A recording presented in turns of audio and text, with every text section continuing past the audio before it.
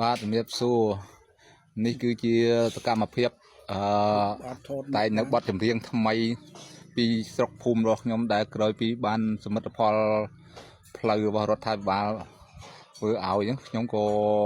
មានចិត្តនឹកឃើញថាតែងជាបទចម្រៀងមនោសញ្ចេតនាមួយបទទុកជាអនុស្សាវរីយ៍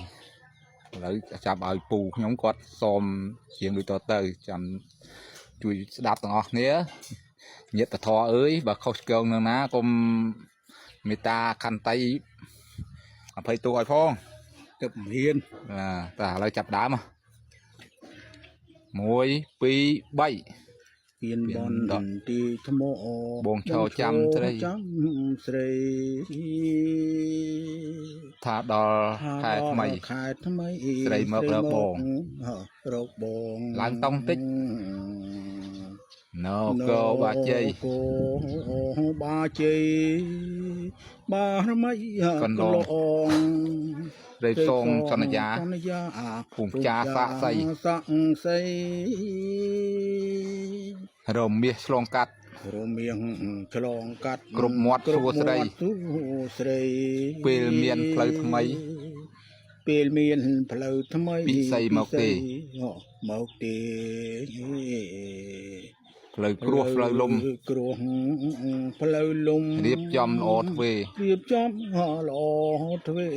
ចាំតែរូបស្រីឲ្យជ័យជូនពររូបបងជាកូនអ្នកបន្ទាយថ្មលើកដៃអង្គសូមប្រាំត្រីចិនស្រីព្រះអង្គវត្តធ្លាចេស្តាបារមីសូមជួយពន្យល់នាំតានាំពាក្យពៀនបនទេយថ្មអត់ពៀនលិចភូមិជាប់ទៅរលីសូមអ្នកកុំជ្រៀកលាក់ដាច់ថ្ងៃខ្ញុំផ្លូវល្អស្អាតណាស់កុំផ្លាស់ចិត្តមុំបងទ្រាំចាំស្រីរាល់ថ្ងៃវិលវិញនេះគឺជាសកម្មភាពការវឹកហាត់សូមបទចម្រៀងថ្មីដែលទើបនិពន្ធបានថ្មីឥឡូវចាប់ផ្ដើមតាបងផ្ញើសំនៀងច្រៀងផ្ដាំ